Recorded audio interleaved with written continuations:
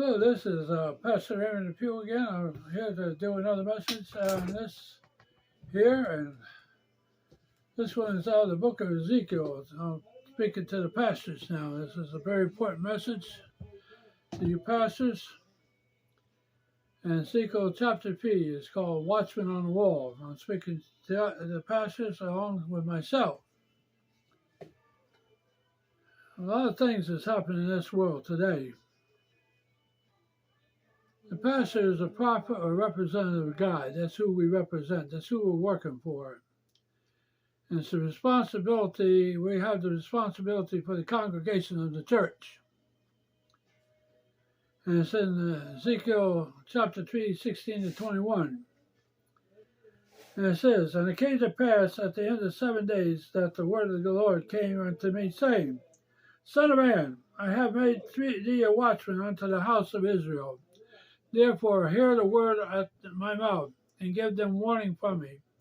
When I say unto the wicked, Thou shalt surely die, and thou givest him not warning, nor speakest to warn the wicked from his wicked way, or save his life, the same wicked man shall die in his iniquity, but his blood will I require from thy hand.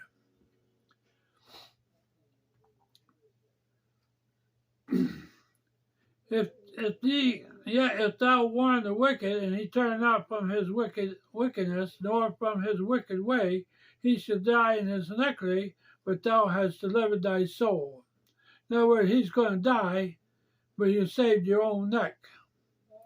Again, when a righteous man doeth turn from his righteousness, and commit iniquity, I lay a stumbling block before him. He shall die, because thou hast not given him warning. He shall die in his sin, and his righteousness which he hath done shall not be remembered.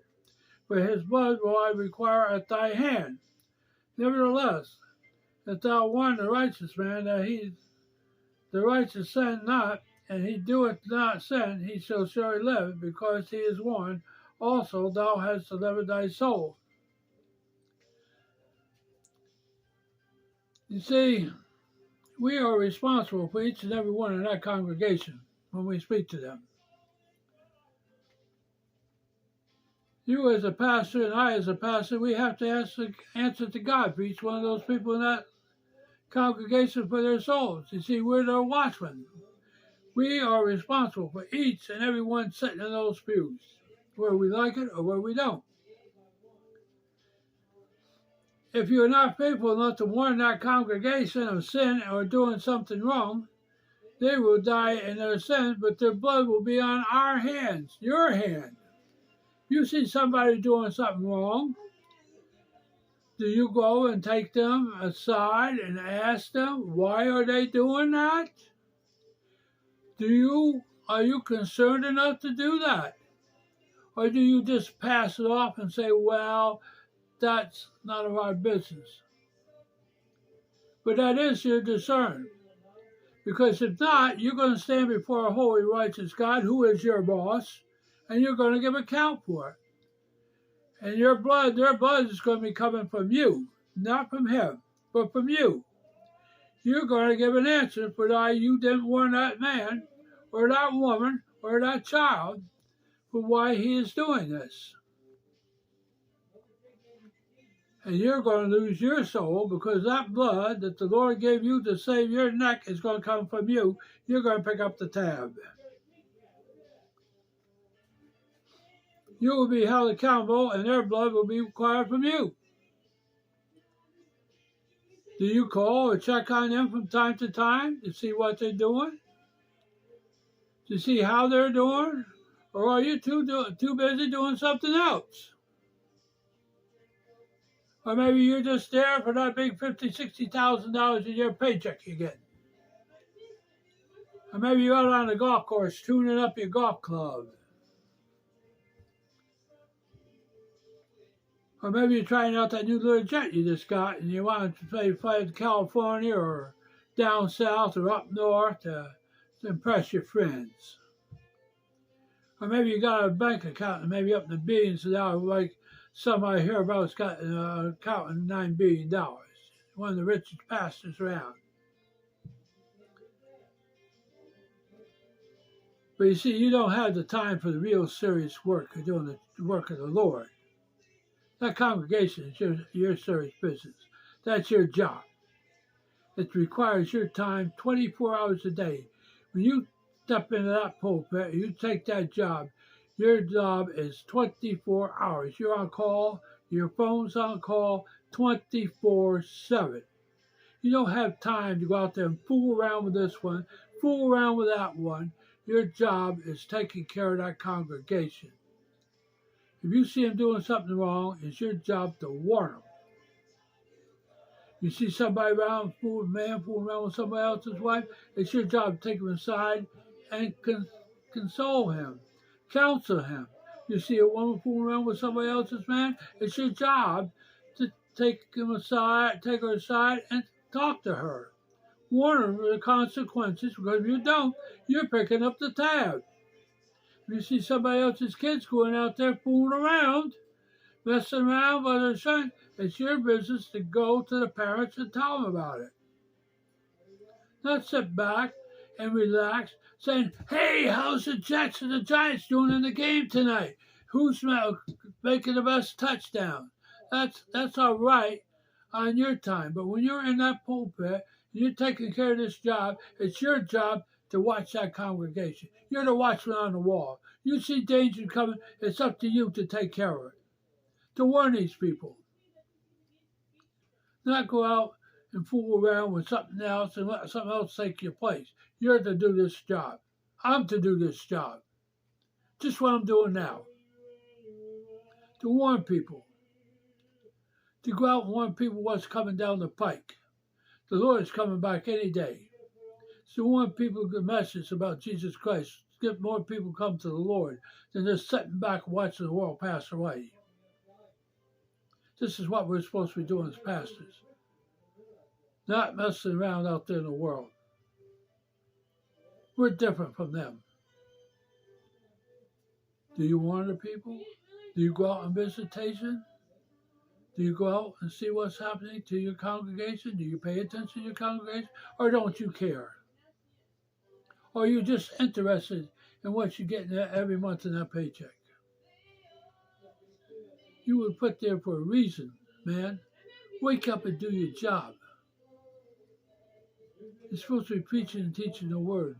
You're supposed to be going door to door, checking on your congregation. Do you do hospital visitation? I know some of them lay in the hospital. They haven't seen a pastor in days. There's people at the house that don't even see the pastor going out and looking to see who's there. Do you check on them? I bet you don't. I've been in churches where for 4 years where pastors never even come to the house and checked on us. And if they did, it was 10 minutes and he was out the door like a shot and he was gone. Like he had a fire up his butt. I'll tell you, that ain't the way you do it. That ain't the way you minister. Because the Lord sure as heck ain't pleased with you. Some of you really don't look like you have time to do the serious work of the Lord. If you don't, the best thing you do is better hang on your resignation and get out of there, because you ain't worthless as a plug nickel on a doorknob. You better remember, your soul and destiny is on the line also big time for each and every one in your congregation. You're held responsible. And you better shape up before the Lord starts to think about shipping you out. Your churches are dying. Your people ain't coming because they're not hearing the word. You're not preaching the word. And you don't even worry about why the kids ain't coming into the church. I wonder sometimes where you got your education. I studied since 1984. And it sucks to me, it ain't what you know, but who you know. Same as any factory job. It ain't what you know, but who you know. All right, thing I tell the rest of you boys out there, you better shape up before the Lord decides to ship you out. And it's getting to be a very sad, sad world. Churches are wandering away. People are walking away by the dozens. and nobody goes out to check the reason why. People come today, they're gone there for a while, and then all of a sudden they just disappear, and nobody goes to see why. Pastors don't go check to see why, but you just have a fun day. Well, one of these days, a lot of you go out there and get that money, and the next thing you know, the pastor ain't there. Why? Oh, he left because he was going in and tipping the till. I'll tell you, you ain't much of a pastor if you're doing that. You're worse than a thief. Well, you see, when you go stand before the Lord, he's going to say, depart from me, I never knew you. But Lord, Lord, did we do this in your name? Lord, Lord, did we do that in your name? Did we heal the sick in your name? Did we raise the dead in your name? Lord, I never knew you. And you're going down right along with some of your congregation. They're going to be walking through hell trying to lift up their heads, see if you were the one sent them there. So I think you better shape up, boys.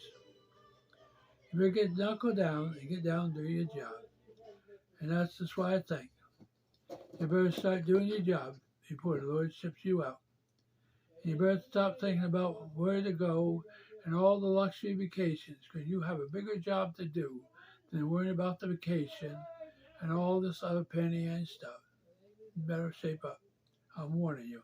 The Lord's watching you, and you don't want to mess up. Bye-bye.